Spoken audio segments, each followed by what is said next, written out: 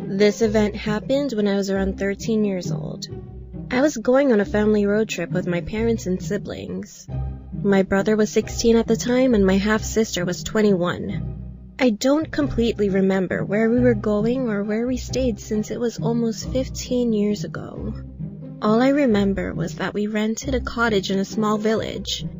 Next to the village was a lot of mountains surrounding the perimeter, and there were probably only 20 houses in the village. Next to the cottage was a small lake that was big enough to kayak in, and to the right of the little lake was a small shed. The shed was very old, and its ceiling had been poorly repaired. There was ivy growing all over it. Although this may not seem scary, the door was wide open and the place we were staying at was all fenced off with a really high fence. This probably meant that no one would be able to come into our property.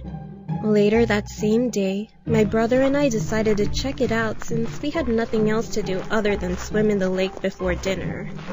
Bear in mind, this happened in the winter, meaning it would get dark much earlier than in the summer. We walked up towards the shed, and as we walked towards it, we realized that a source of light was shining through the ceiling. It didn't seem like it was a normal ceiling light, but was almost like a torch. We saw the light slowly move around in between the cracks of the shed. Then, in one sudden motion, the light randomly pointed at us. My brother and I were petrified by the situation. We both looked at each other with blank expressions. Our parents were in the lounge watching TV, so they wouldn't be able to hear us at all if we cried out for help. I don't like to be cliché, but my big brother is a very strong person, emotionally, physically, and mentally. So I was surprised when I saw his lower lip tremble out of the corner of my eye. I thought he was going to protect me by telling me what to do, but instead he just stood there, frozen, like me, with a petrified face as the bright light blinded us through the gaps between the walls of the shed for what felt like an eternity. Suddenly, the light switched off. A small sense of relief hit me as the light turned off, but I was still scared for my life.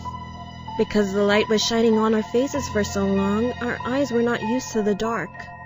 When we tried to escape by running in the opposite direction towards the cottage, we couldn't see where we were going. Then, as if the situation couldn't get any worse, we heard a loud shuffling sound coming from the shed. We could hear the sound starting to crescendo as we ran silently towards the cottage. The sound was getting louder and louder. Soon after, I could just make out a hollow voice coming from behind us. I hesitantly looked behind me. To my horror, I saw a middle-aged man standing next to the shed with a flashlight in his hand. His hands were covered in what looked like blood, and his hair was greasy as if he never showered once in his life. He had a long beard that looked tangled and disgusting.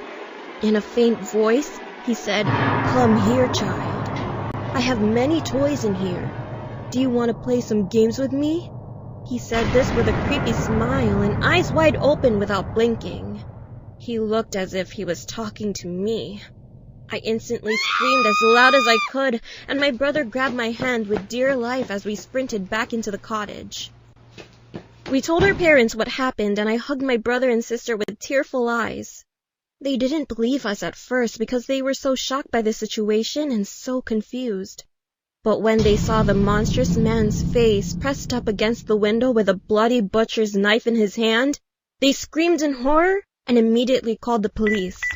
The police were nearby since it was a small town, but as the sirens came, we saw the man run back to his shed, and unfortunately, they never caught him. They asked us what he looked like and what he said to us.